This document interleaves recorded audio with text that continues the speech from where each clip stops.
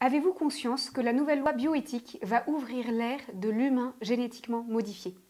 Les conséquences sont vertigineuses. Le projet de loi prévoit en effet d'autoriser la création d'embryons transgéniques. De quoi parle-t-on? L'embryon humain est transgénique à partir du moment où ses gènes sont modifiés, soit en lui insérant des gènes étrangers, soit en lui retirant certains de ses gènes. Cette modification génétique est facilitée depuis la découverte des ciseaux moléculaires nommés CRISPR-Cas9, une technique de couper-coller ou copier-coller des gènes.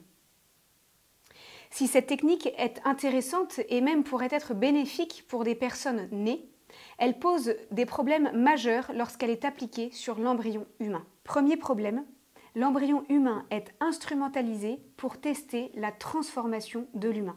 Or, l'embryon humain est un être humain. Il est le plus jeune membre de notre espèce humaine. On ne peut accepter qu'il devienne un cobaye pour tester, expérimenter les nouvelles techniques scientifiques. On ne peut accepter que l'embryon humain soit modifié génétiquement, que l'on en fasse un humain OGM. Les risques écologiques sur les organismes génétiquement modifiés, que ce soit dans le monde végétal ou dans le monde animal, je pense notamment à l'alerte scientifique sur les moustiques génétiquement modifiés, sont une raison suffisante pour s'opposer à l'humain OGM. On connaît la controverse sur le maïs transgénique. José Bové s'y oppose pour des raisons écologiques et dénonce le marché lucratif des multinationales.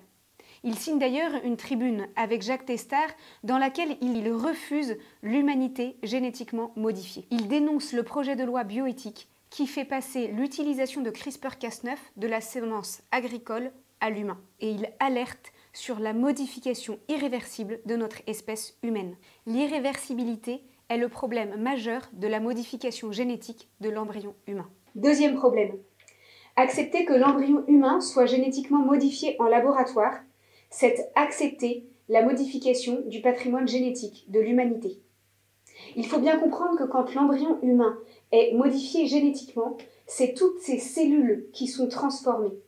Il est alors reprogrammé. Et cette reprogrammation affectera sa descendance. Il y a là un contournement majeur du droit français et du droit international qui interdisent toute modification génétique qui, par nature, sera transmissible à la descendance. Le gouvernement considère qu'aucune ligne rouge n'est franchie avec le projet de loi de bioéthique qui autorise la modification génétique de l'embryon en laboratoire sans transfert dans l'utérus. Cette barrière du non-transfert de l'embryon génétiquement modifié est une barrière de papier.